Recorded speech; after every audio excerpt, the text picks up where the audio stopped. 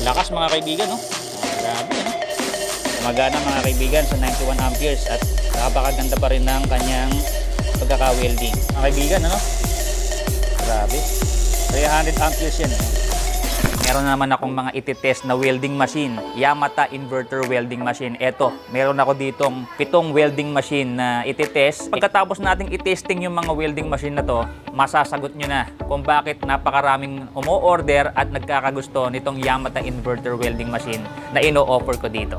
So, pasalamatan muna natin yung mga may-ari nito na mga nag-avail. Shout out kay Sir Gregorio Gamo from Camiguin Province. Shout out kay Sir Naim Duya from Basilan. Bali, ang magre-receive nito si Sir Muhammad Yasil Sahirun. Yan, napakalayo ng order natin. Shout out kay Sir Gerald Ansay from Laguna. Shout out kay Sir Alain Malyari. Bali, ang magre-receive si Sir Vincent Malyari. Pangalawang beses ng umorder nito. Yung una, yung pressure washer. Maraming salamat po sa pag-avail ng mga product natin dito. Shout out kay Sir Alvin Herona and Emily Larido from Loon, Bohol.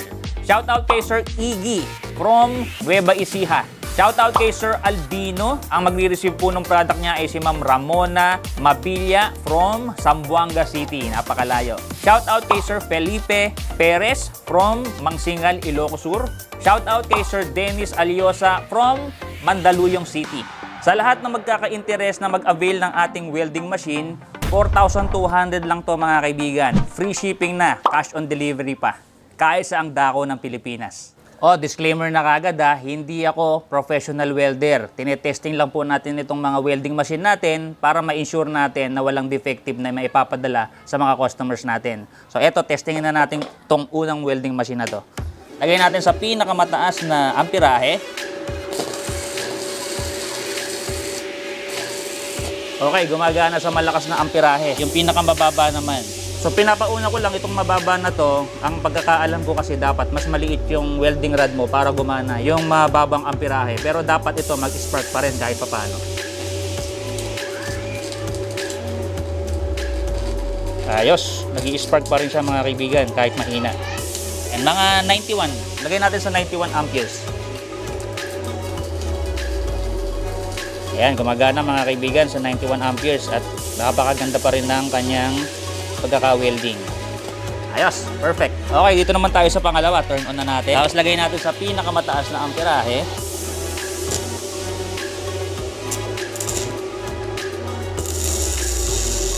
Yun, lakas mga kaibigan, ano? Grabe. 300 amperes yan. Yun. So, perfect siya sa mataas na amperahe. Sa pinakamababa naman. Yun, umuubra pa rin mga kaibigan sa pinakamababang amperahe. Okay, good. Mga 99 amperes. Ayun, ayos. Perfect mga kaibigan. Malakas pa rin Ayos, perfect to. Okay, dito naman tayo sa pangatlo. Yan, nilagay ko na sa pinakamataas na amperahe. Lakas mga kaibigan, no? Grabe, no? Perfect. Ayan. Lagay natin sa pinakamababang amperahe. So, syempre, mahina yan mga kaibigan, ano? Kailangan kasi ng medyo mas maliit na or mas manipis na welding rod mga kaibigan. Pero sa mga magagaling mag-welding, for sure magagamit pa rin nila yan kahit mahina. Ayan, oh. So, perfect to. Ayan, mga 119 amperes. Yun, no? Grabe. Ubusin na natin tong ating welding rod na to. Okay. Ubus ba yan? Grabe, oh. Lakas mga kaibigan. Perfect na perfect to pang DIY. Kung gusto nyo na kayo na lang yung gagawa ng mga gamit ninyo sa bahay, pwedeng pwede to. At pwede nyo rin gamitin sa small business ninyo Pwedeng pwede yan. So maraming salamat po sa nag-avail ng tatlo na to. Okay, dito naman tayo sa pangalawang linya at ito yung pang-apat nating welding machine. So nilagay ko na sa pinakamataas na amperahe. Yun, ang lakas mga kaibigan, no? Grabe. 300 amperes. Grabe, ang lakas. Perfecto. Lagyan natin sa pinakamababang amperahe. Ayan, gumagana naman. Kaya lang mahina mga kaibigan. Ayan, kailangan nyo ng skill talaga para mapagana yung ganito, ano? Ayan. So yun nga, disclaimer, hindi kasi tayo magaling na welder. Kaya, eto, tinetesting lang talaga natin kung gagana talaga siya. So anyway, nakikita nyo naman, gumagana naman siya. Kaya lang mahina talaga yung spark. Ayan, oh. Okay, so perfect ito. Try naman natin sa 100 amperes. Okay. Ayan, oh. Lakas mga kaibigan. Perfect na perfect to, talagang pang DIY. Pwede rin pang negosyo. Okay? Okay to, perfecto. Okay, pang-anim natin. Ito, nilagay ko na sa mataas na amperahe. And yun pa rin yung gamit natin. Testingin na natin to. Lakas, oh. Grabe. Grabe mga kaibigan, malakas. O, di ba? So, perfecto sa mataas na amperahe. Try naman natin sa pinakamababang amperahe. Tingnan natin kung magi-spark pa siya. Ayan, nag-i-spark naman siya, kaya lang mahina mga kaibigan. And kailangan nyo ng talagang special, tawag dito, yung galing sa pagwe-welding. Okay, perfect siya. Try naman natin sa 100 amperes. Ayan, okay. Okay, malakas mga kaibigan. Di ba? Yan, oh, lakas mga kaibigan, oh. The best. Perfect to mga kaibigan. Pang-anim natin na welding machine. So nilagay ko na siya sa pinakamataas na amperahe. And ito pa rin yung ating gamit, Nihon Weld na 2.0. Testingin na natin mga kaibigan. Grabe, ang lakas, oh. O, di ba? Perfect na perfect siya sa mataas na amperahe mga kaibigan. Testingin naman natin sa pinakamababang amperahe.